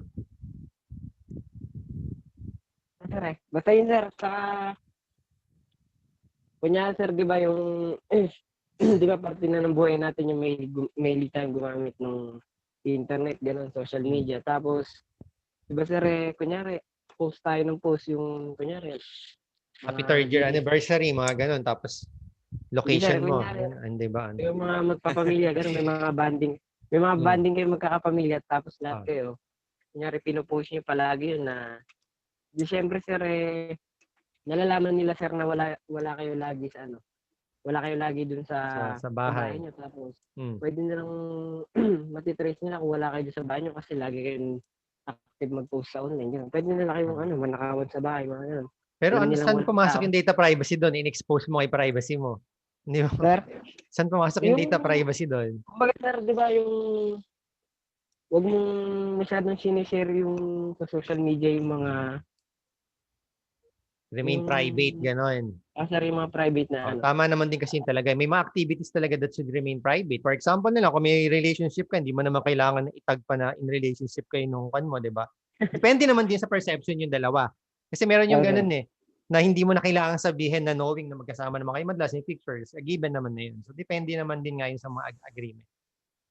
So, kung ang ibig sabihin kasi ni Rogelio, if you want to remain private talaga, remain some part of your life, lalo na sa mga social medias profile mo na maging private. Diba? Yun lang naman din yun. So, adi tayo kay Kwan. Tapos na tayo kay Mudlong. Bago, si Kim yung susunod. Sir. Ikaw naman, additional information that you can share us. Ano yung natutunan mo sa data privacy? Sir, yung sa ano naman, yung kunyari sa contact, kung bibigay yung number mo, gano'n. Kanina. Usong-uso Baka sa mga... sir, yung pala yung email mo sa Facebook. Tapos nahulaan yung password mo Kaya nga, 1, 2, 3, 4, 5, 6 pala sir na ano doon. May mga video kayo ng girlfriend mo kunyari. Yan. Baka makakuha, ikaw ba kapag may humingi ba ng cellphone number ng kaibigan mo, binibigay mo basta-basta? Hindi po, sir. Ano yung ginagawa mo? Sir, tinatanong ko muna sa kaibigan ko kung kilala niya yun. Ganun. Tapos kung pwede ibigay. Opo. Ba't hindi mo pa ibigay na lang yung number ng humihingi doon sa kaibigan mo at sila lang magkontakan? Ganun din po, sir, sasabihin ko. Pero tama naman yun. Huwag yung ibigay basta-basta kasi sa Data Privacy Act, dapat may consent. Diba? Importante si consent. Yun yung keyword kasi doon. Si Kim. Ano naman yung... Sir, yung...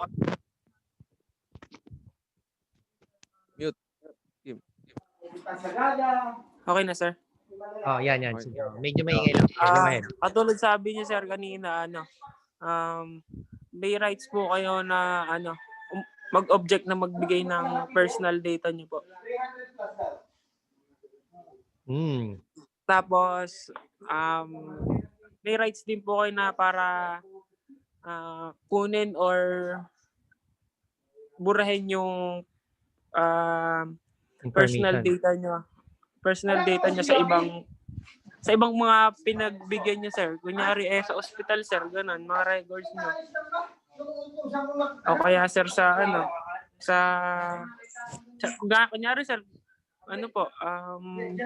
galing kang ibang school, ganun.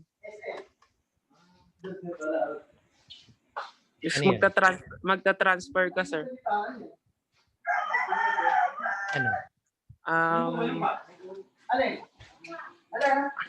Kakagaling mo na siguro mag-bike dahil may kong kape.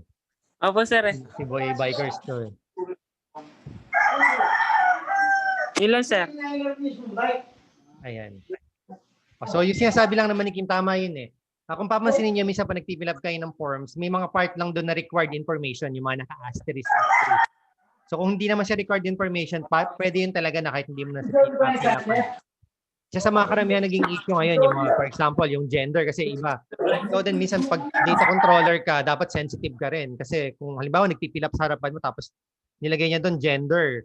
Kasi nangyari sa kaibigan ko, may kaibigan kasi ako na galing sa ibang bansa at transgender na actually siya. Pero syempre, kapag transgender ka, itsurang babae ka lang naman. Tapos, ayun, ang pangalan mo pa naman din. Kung ang ginagamit niya kasi, for example, ang ginagamit na lang ni Tanya Iwamoto, ang ginagamit niyang pangalan. Pero ang pangalan niya nung araw is Rogelio Malawit. So, ang ginagamit pa rin niyang pangalan is Rogelio Malawit. So, huwag ka na magulat kung isusulat niya doon na Rogelio Malawit. Kasi nangyari yan, QR code sa SNR. Kasi ang nakalagay doon, syempre yung pangalan niyan lalaki, tapos tinignan nung ikaw puto, ang ganun. Tapos pagpasok sa scan pa rin ng QR code, syempre good morning po Rogelio, tapos pagtingin, babae, 'di ba? So ikaw dapat sensitive ka rin sa part na 'yon kasi nakita mo na ng Huwag ka na magtaka kung bakit gano'n, 'di ba? Alang interviewin mo pa kung paano nangyari. Kasi ayun yung tinatawag na ng mga data privacy na hindi mo na dapat kailangan na questionin. Ako na yan, talagang common na nangyayari na ngayon dahil yung iba kasi yung mga Pilipino kasi medyo machismis pa ba?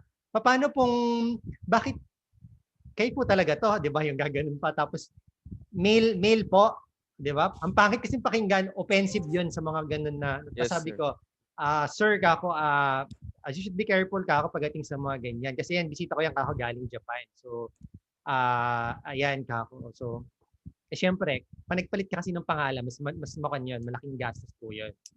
O, diba? O, tapos hindi mo na nga, yun nga, mga Pilipino kasi ewan nga rin diba, minsan. Although yun nga, hindi sa common, pero as part ng sensitive informations kasi, buti pa nga honest yung kaibigan ko na yun pa rin nilagay niya. Alangan naman ilagay niya yung pangalan niya doon, Sharon Cuneta. Diba? Tapos, at least pa rin naman. Kasi pag tinignan yung valid IDs, the IDs pa rin yung lalabas. Na iba yung totoong pangalan niya, di ba? Yung totoong pangalan pa rin yun. Yun lang naman din. O, go ahead, doon tayo kay Rhea. Paikot tayo hanggang matapos. Baka may dadagdag si Rhea. Ang haba nung jacket ni Rhea. Kaya nakita ko pati tuhod nakapasok. Jacket ba yan o bestida? Jacket, sir. O, di ba? Ginaw ka. Nasaan ka ba ngayon?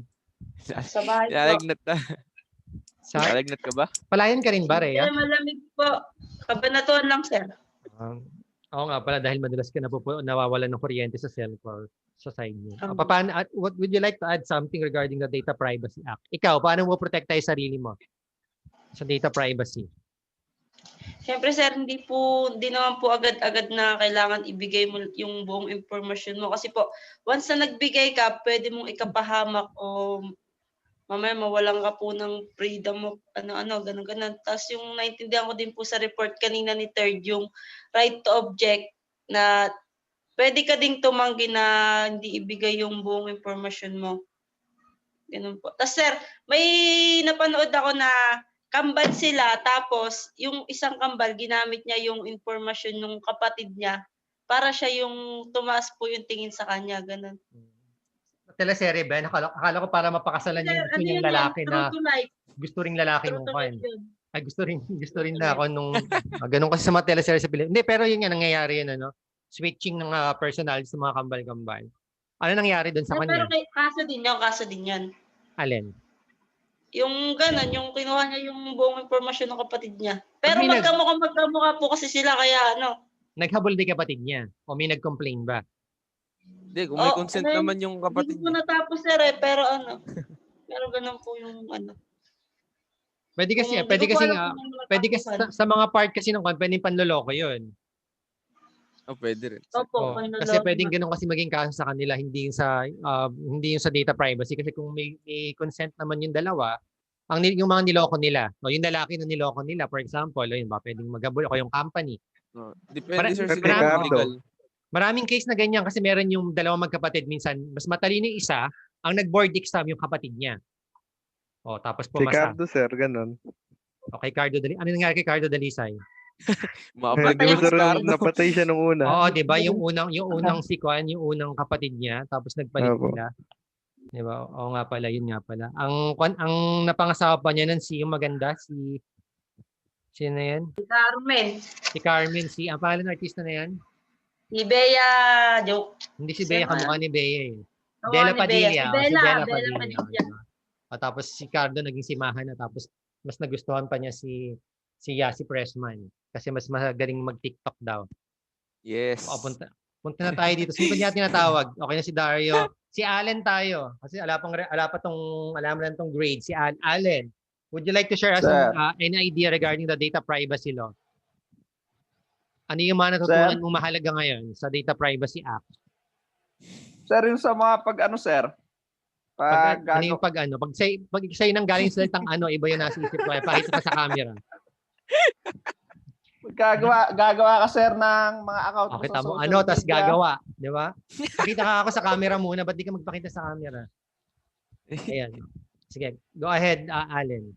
Okay na, sir. Sa paggagawa ka, sir, ng mga account sa social media, dapat, sir, limitation lang, sir, yung mga information mo na ilalagay doon, sir.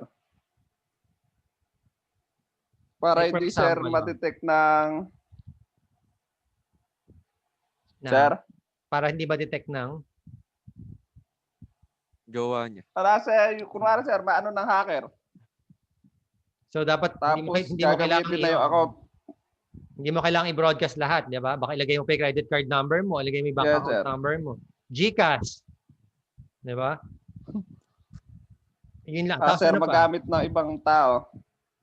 Kasi yung phone number required yun para makapag-register ka at saka email. So, obligado yun. May mga certain part lang naman talaga doon na required mong fill upan.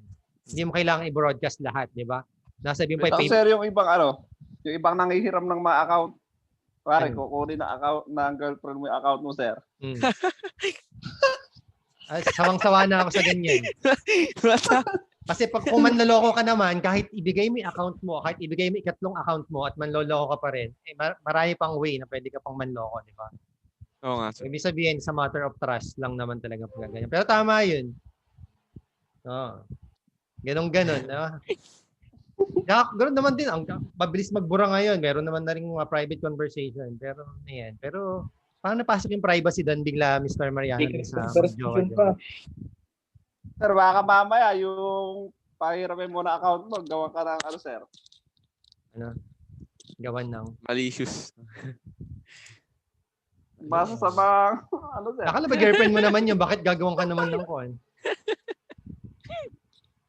Sino pa hindi natin tinatawag? Okay na si 3D. Si Nelas, okay na. Nandito ka ba, Mr. Nelas? Natawag na lahat. Last words na lang din sa mga nag-report. Start tayo kay Jomel. Sir. O, sir. Sino pa tinatawag? Si CJ pa pala muna. Si CJ, sorry. Umiikot kasi, biglang may nalalaglag. CJ. So, ano yung pinaka-lesson learned mo ngayon sa Data Privacy Act natin? Paano mo siya ma-apply pa naging pulis ka na?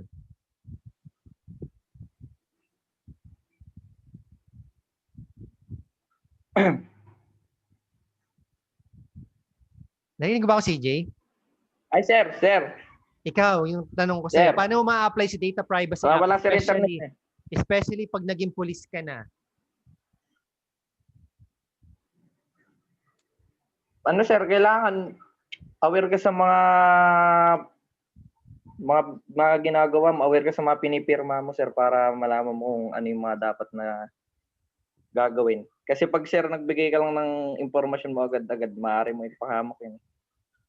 For example nga, pag pulis ka na, ano ba yung mga sensitive na information doon na dapat protektahan mo pa rin? Yung mga bank account. Mga? Bank account. Mga bank account. Hindi, tama na, may mga evidence, may mga ebidensya. O gaya nga nung Pwede na, autopsy na yun, dapat yun confidential, hindi dapat nilalabas basta-basta yun. Ang nag-handle lang dapat doon talaga yung mga police o di ba yung mga talagang nasa mga Soko. prosecutor, hindi dapat nilalabas yun. So pag police kayo, dapat protected niyo yung mga yun. O yung picture ng criminal, kung suspect pa lang yun, dapat hindi pa rin talaga siya kinuha. Kasi pag suspect, di pa naman siya considered. Hanggat di pa Lalo guilty. sa inyo, mga sensitive yung mga records sa inyo, di ba? So dapat hindi talaga dapat nilalabas yun kasi sakop pa rin kayo ng data privacy law, lalo na yung mga sa secret information kasi maraming ganyan sa mga sa police. O last word na lang, Jomel, additional to the report. Baka meron kang hindi nasabi kanina na gusto mong i-share. Ayun nga, sir, kung katulad ng tanong mo kay CJ Kapulong, kapag may kinuha kang impormasyon, sir, hindi basta-basta mo dapat pinapakalat sa iba. Halimbawa, kung confidential po talaga. Lalo na yung kaso nga yung kaso ng kay Christine, sir. Dapat hindi mo na nilabas yung mga picture ng mga suspect para hindi agad-agad silang napag-iinalaan na sila po talaga yung may sala. Nababas na po kasi sila eh. Sobra na yung pag-ano. Ultimo, siguro sir, di na sila makatulog saka parang lumiit na yung mundo nila na hindi naman nila ginawa yung krimen. Pero dahil sa social media, saka dahil sa mga pinapakalat ng tao. Napanood ko yung interview, yung interview ng isa kanina, talagang sabi niya, never siyang tinitigasan sa isang babae. Sabi niya kanina, talagang pininindigan niya yun. Kaya never... Po ata yun, sir eh. Kasi siya, nai-post niya rin po ata yun, sir eh. Siya rin tayo nag-post nun eh. No, may interview kasi siya kanina na yun nga, tas mas bading pa daw yung mga nasa kabilang room na pinuntahan nila. Kaya for sure hindi rin talaga ni-rape. Pero tama yan kasi ang dami talaga sa social media na nag-link. Ano yun, Mr. Payad? Baka ibang Christine pa yung nasa balita sa inyo. Baka Christine Hermosa pa yung kapanahunan na yan. Delayed yan sa palayan ng Sir. 50%. Po. Yes, Payad. Dali si Chris man na. Oh. Sabihin mo, Payad. Sir, CR lang po ako, sir. Masakit po yung tiyan ko. Masakit po yung tiyan ko, sir. Kala ko napaka-importante. CR lang po. Prisma, last word na lang before tayo mag-iwaiwala. Tapos si Nelas, tapos si Thirdy na. Tsaka si Richmond pa pala. Nandiyan pa ba si Richmond? Okay.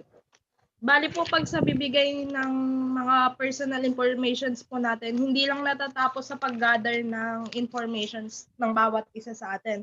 Bali meron pa rin siyang cycle, yung katulad na sinabi ko kanina. Hindi lang siya natatapos sa pagko-collect, ipina-process siya, sinishare, nire-retain, tsaka dinidestroy.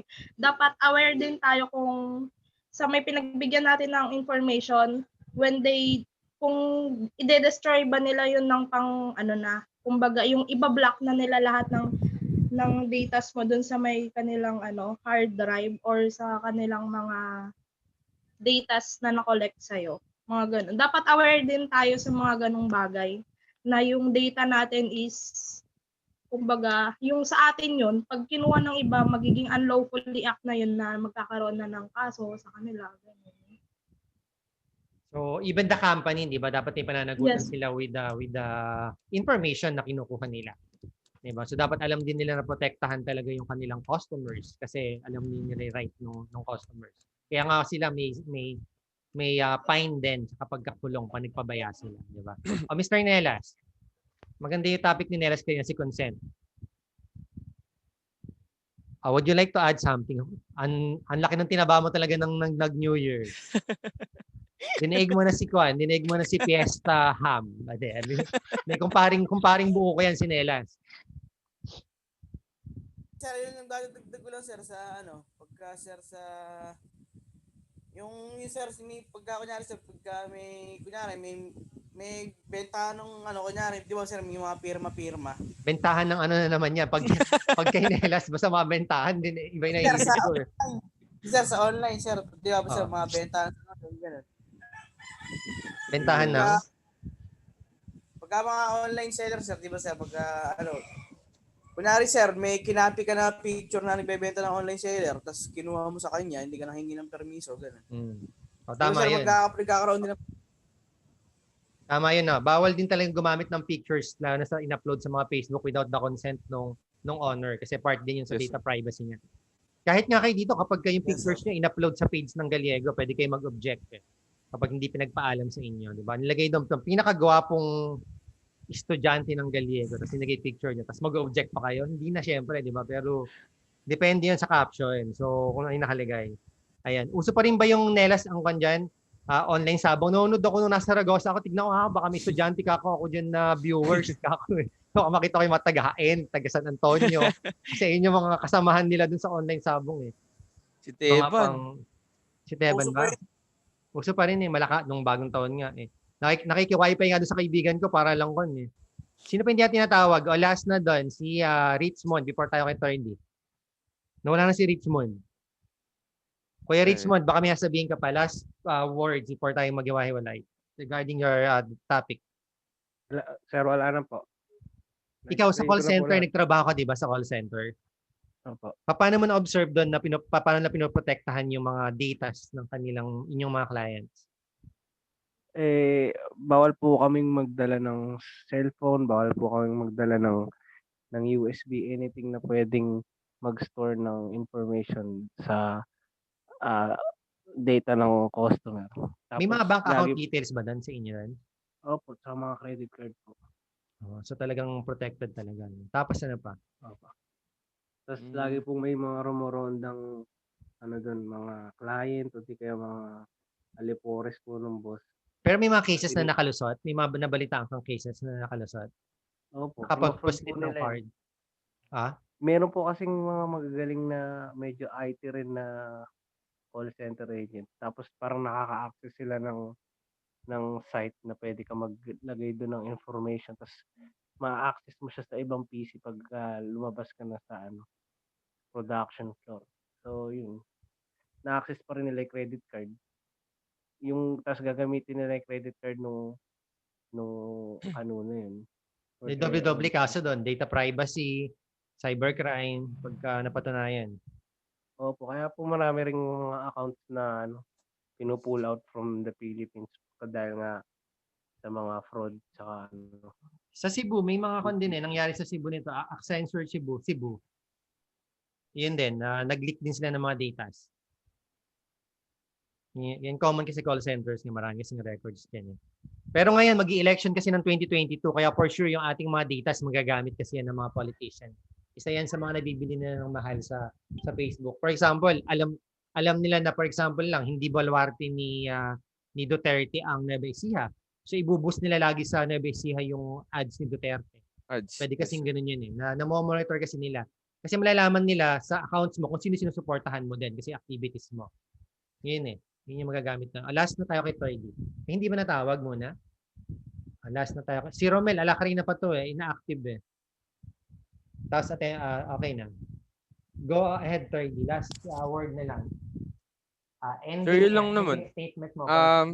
Sa report namin, sir, na marami palang issue regarding dun sa may data. So, ngayon lang din namin nalaman. So, tayo kasi, sir, ngayon nasa modern world. So, gumagamit tayo ng mga modern technologies. So, napakahalagang malaman ng mga data privacy kasi nakalink na sa buhay natin ngayon, sir, yung mga social media na yan tsaka yung mga technologies. So, once na alam natin yung Data Privacy Act tsaka yung mga rights natin, so medyo makokontrol natin yung mga crimes. Yun lang naman, sir. Tsaka hindi lang sa limited dito sa Pilipinas kasi interconnected yan globally, yung data. Yes, sir. Pala. Kaya talagang napakalaking impact. Ngayon lalo na yan kasi isipin nyo, quintillion yung datas na nagagamit sa isang araw lang. Di ba? So yung activities natin, yung mga ina-uploads nyo, lahat yun. So part na kayo talaga yung nagmamay-ari nun. At walang ibang nagmamay-ari. That's the part na dapat protektahan din kung kanino man kayo nakasubscribe online or informations nyo. So yun lang kasi. So kung wala na, may mga questions po ba before tayo mag-iwahiwalay? Yung further announcement po kung sa examinations nyo regarding next week. Next week pa naman yan. So malamang po during the time of classes. So sa mga nagtatanong kung online ba siya or gagawin dito sa school, more or less po as of now, baka po dito gawin ganun sa ginawa nyo ng midterm. So, pero scheduled pa rin po siya. So kasi ang allowed na lang po ngayon per classroom is 10 to 12 lang. So 10 lang talaga kasi nung last time nagsabay-sabay tayo. So medyo baka kasi maghigpit pa. Then start na rin po ng enrollment kasi actually start na ngayon kasi pasokan nyo na agad ng second sem ng January 25. May 1 week lang na bakasyon. I don't know kung magkakaroon pa ng extension. We are hoping also na magkaroon ng extension kasi medyo maikli yung isang linggong bakasyon. Kahit sana nga sabi ko maka-Valentine's man lang muna, di ba? Yeah. Para after ng Chinese New Year, ng ikalawang putukan kasi Chinese New Year, di ba? O, tapos Valentine's. Wala ko sinabi. Basta Valentine, no? Tapos at least, di ba, nakapagpahinga. Hindi, kasi parang bitin yung 1 week na vacation. Diba? So, yun lang naman po. Kung wala nang question, again, thank you po doon. Na-improve naman yung inyong reports talaga. Much better than yesterday. Hindi ako nagalit tomorrow kasi challenge ko sa inyo para mas pagbutihin nyo pa. So, yun lang naman. Thank you, sir. Thank you po. Ano kayo sasabihin? Total bulag naman na si Paya. Di ba? Ang taas ng araw. So, thank you po. So, ayun. Wait for further announcement na lang. Kasi i-upload ko rin po yung video ng ibang sections para po mapanood niya. Kasi yun yung kasama sa examination. Reviewer niya. Sige po. Bye, sir. Bye,